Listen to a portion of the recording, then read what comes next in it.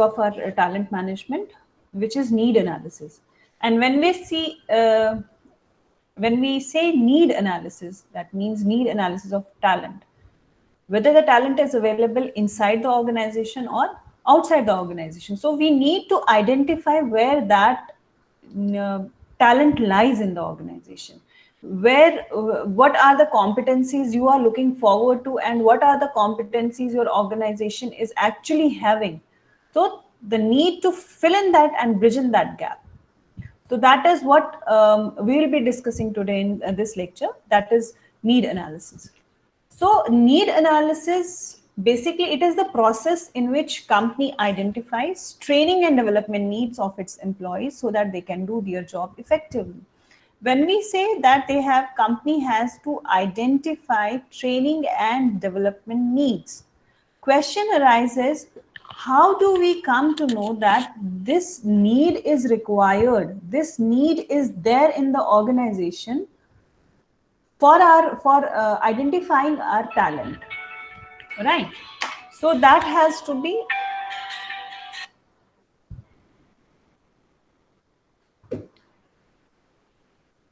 that has to be identified.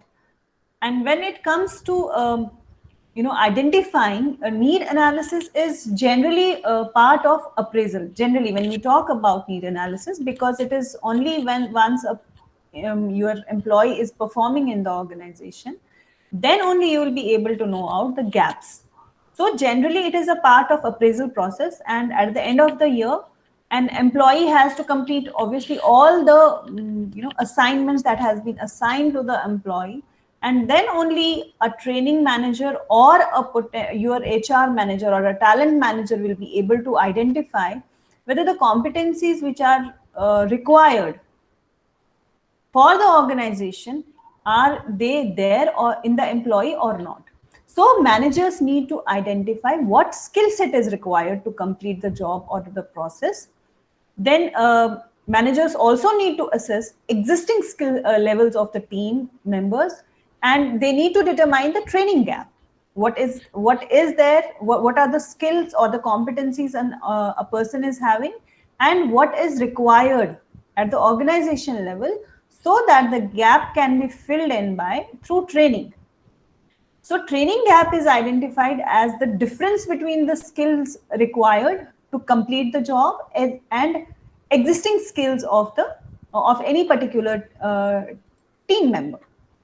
So when we talk about training need analysis, so how do we get to know whether actually training is required or not? So we need to analyze it at three levels. One is organizational level, second is at team level, and third is at individual level.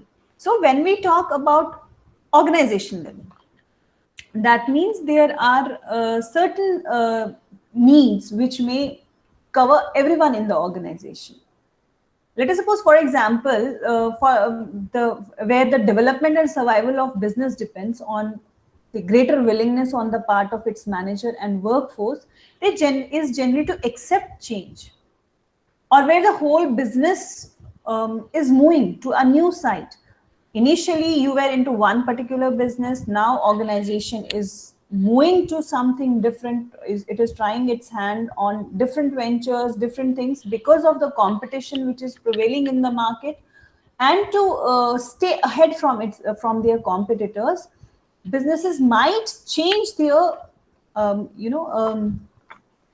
product line. They may change their strategies, the way they have been operating in the market. So that will lead to a major gap in the entire organization as far as skills and competencies are considered. So in the present time of when we talk about disinvestments of PSUs and computerization and automation and even artificial intelligence and IoTs, so organizations undertake the exercise of imparting training to everyone in the organization, so that every individual has to relearn newer skills to work in newer environment. What does it now mean? That at an individual level, for an individual, there were not precisely gaps, because what he was performing, he was having the required skills and competencies. But now organization is moving to something, to achieve something different. That is why gap has been created for the skills and competencies in the entire organization, which needs to be plugged in, right? And then we have at team level. Now, when we talk about at team level, this category of training, it relates to specific groups of people within the organization, right? There may be a particular unit, there may be a particular department or section at a certain level, within a particular occupation or within a particular unit, which may change their which or they may exercise a particular function, right? So the requirement of the skills now here in at team level, the requirement or the gap of skills is identified not at the organization level but at the team level, because maybe a team is handling a new project, maybe a team is handling an old project but with a new customer. So customer expectations are something else, and he is expecting something new to be delivered, which creates a requirement for the team to upgrade their skills. So this is how at the level of organization and team we have to focus on the competencies and the skills which are required. And then we have at the third, that is individual level. So individual level is, it is a person specific. When we talk about talent pipeline, right, when we talk about succession planning, so there you are preparing a person at an individual level, focusing on his core areas, core say cases, that what knowledge he is possessing, what are the skills, what are the set of skills he is possessing, and what are the abilities he is having, and which are going to contribute for the next position which he would be holding, or for the new assignment he will be assigned to. So you are basically preparing an employee for a new job. So when a person is shifted maybe from one department to another, obviously he needs to get trained for newer responsibility or activities in support of career or self-development. For example, now there are certain skill sets which are required, which are being demanded by the next position to which he is being elevated to. So he might he might require certain trainings, he might require certain qualification, maybe in terms of certain small programs, executive programs, or even certain certificate programs, so which is there to support organization as well as career and self development. Then it could be remedial training, or it could be coaching where for example performance is not up to the standard of an employee is trying to achieve targets or trying to maintain the standards, and but somehow he's not able to. So in that case, there it would be a remedial training which will help out your employee to fill in that gap which is hindering in his performance because he's not performing better, right? Then we have a most commonly used training, that is updating training, which is especially for technology driven training. For example, right now we are talking about data analytics, we are talking about analytics as a skill set. Maybe tomorrow something else comes up in the market, and we would be requiring maybe other skill set. Maybe tomorrow you will be doing something in artificial intelligence, maybe tomorrow you will be doing something in IoT like things, which would be required, which would be demand of the organization. So that would be updating training, wherein you are wherein you are preparing individual for the future development and for the future course of action. Then we have more of organizational analysis, wherein we talk more about job analysis and task analysis. Now, when we talk about organization analysis, obviously it is aimed at shortlisting of focus areas for training within the organization and the factors that may affect the same. So organization analysis it has to cater about the to the organizational mission, vision, goals, people inventories, processes, performances, and everything that is existing in the organization, right? So that organization, when you are analyzing each and everything, maybe mission, vision, goal, people, even other resources that are required, so it gives a organization a platform to accept and go for a kind of learning environment, because something new is now coming up in the organization. So it will lead to that kind of learning environment which would be required for training. Then we have job analysis and task analysis. So job analysis, now what in job analysis? So in job analysis, the need assessment aims at understanding what of the training development stage, because ultimately we are focusing on a set of skills and competencies that are required by a person to undertake a certain job, to do a particular task. So that what has to be focused upon, the kind of intervention which is needed and what is decided upon in the job analysis. So it is an objective assessment of the job, right, wherein both the worker oriented approach as well as the task oriented approach is taken into consideration. So what worker approach means, it identifies key behaviors and um, abilities, skills, knowledge for a certain job and task, right? And then what oriented approach means, it identifies the activities to be performed in a certain job. So worker approach identifies behaviors related to the KSAs, and orient approach identifies the activities that are required to be performed in a certain job. And it is useful in deciding the intervention and the content development and program evaluation when we talk about learning organizations, right? And when we talk about say individual analysis, we have already discussed, and there are certain methods which can be used to carry out a TNA, right? But before going into that, when we talk about say how to assess gap between available and required level of cases, how do we do that? We have a gap, that what is existing, what the skill set is actually existing in the employee, what he is having, and what are the requirements, what are the required levels of KSAs. So how do we do that? It is, you have to identify the potential skill gap, and then on the basis of those skill gaps, you need to set the training objectives accordingly. Because if you are not identifying the gaps, you will not be able to set out the training objectives.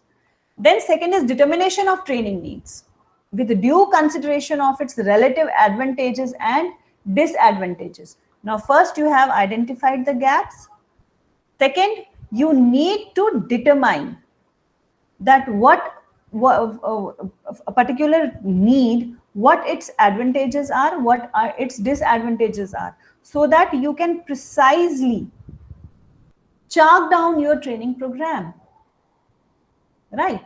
And then how do you know, how do you gauge about the data, how do you know what are the requisite skills and competencies a person is lagging in? So that could be, there could be various methods which can be used to carry out TNA, which are interviews with the employees. Then we have surveys, we have appraisal to understand present skill levels, and focus group discussions. So at an individual level, when we say, because individual is concerned with who in the organization, because individual is the basic unit of the organization, right? So performance, when we talk about the individual's performance, it has to be taken out from performance appraisal data, because otherwise we'll not be able to gauge that what the gap is, right, in the say in the individual performance. So individual analysis can be conducted through questionnaires. It could be, done through 360-degree say feedback, then personal interviews, and there are many more methods through which you can get to know that what are, how to go about it.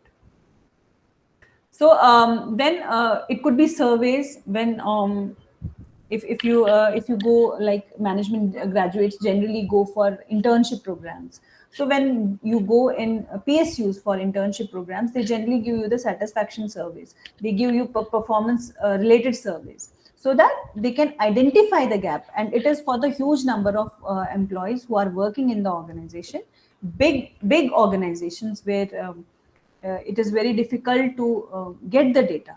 So you tend to conduct the surveys. Then appraisal to understand present skill levels. So you are conducting appraisals. Obviously, appraisals would be based on what presently a person is doing in the organization. And based on that, what is the requirement? Because we are ultimately comparing the performance of an employee with the standards that have been set down, or that have been laid down for an individual. So appraisal we have to understand so as to find out the gaps. Then focus group discussions. Focus group discussions are that you need to have one-to-one word with the person, wherein you are focusing upon a specific and targeted group, that what is required. And then on the basis of discussion, you tend to know where actually the gap is, right? Now there we have type of need analysis. We have organization. We have when we talk about type of need analysis, we have 5 type of need analysis. First is organization analysis. Second is person analysis. Third is work analysis or task analysis. Fourth is performance analysis, and fifth is content analysis. Now, when we talk about organization analysis, with this we have already discussed that you need to understand what organization strategies are, what are the goals, what are the future moves of the organization, where it want to move on, what is that overall accomplishment organization wants to achieve. So on the basis of that, you will find out whether the required or the existing skill set or the existing talent which we are having in the organization, is it going to cater to the needs where organization wants to move or not. Then second, we have person analysis. Person analysis is obviously dealing with the potential potential say employees or candidates, right?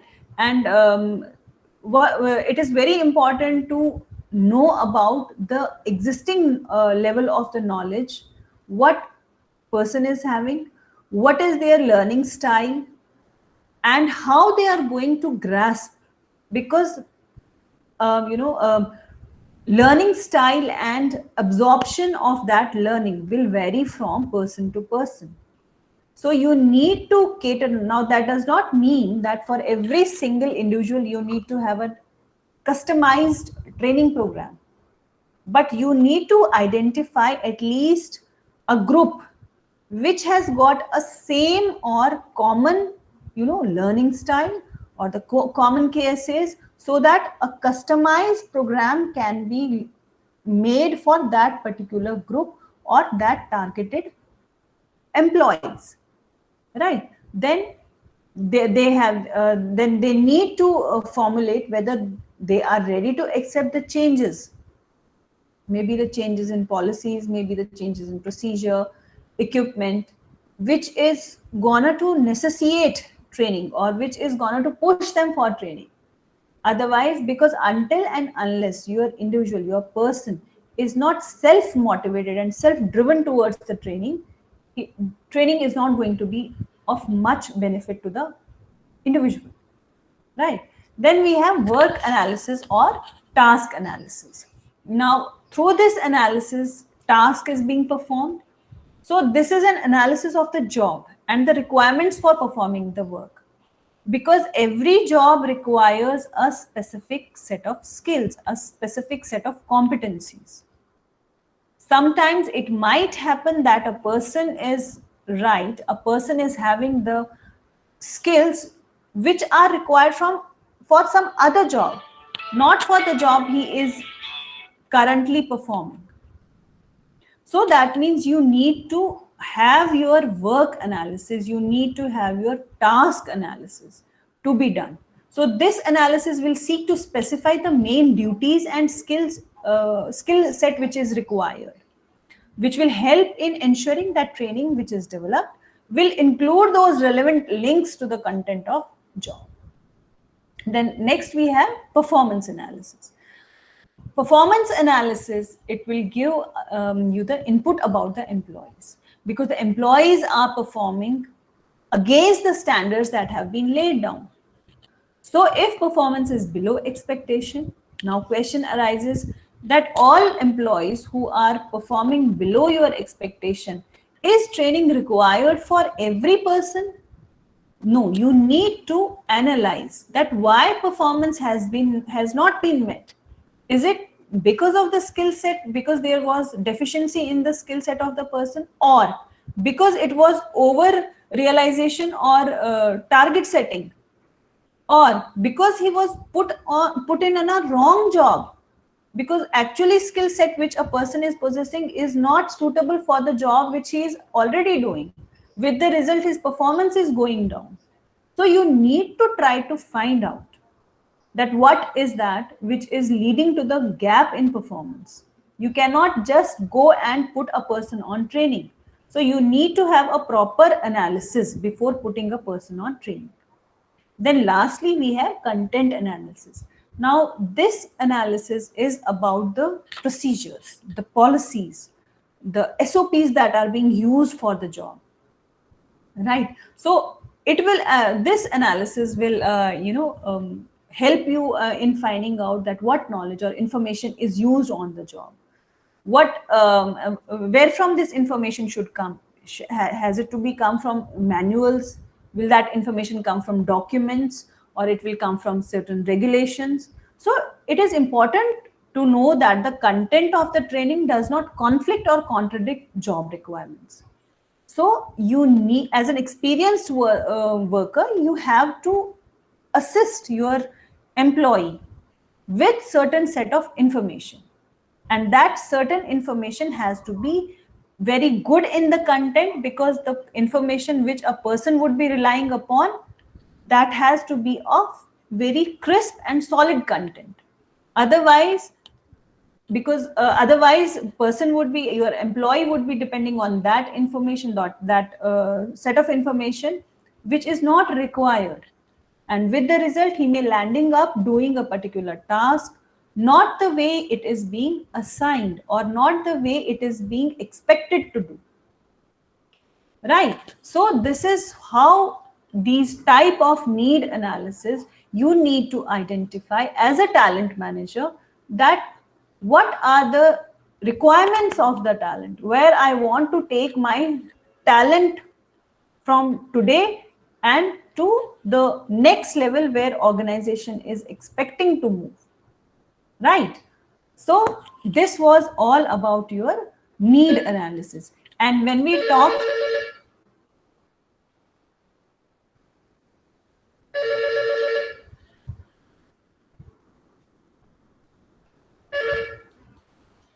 hello.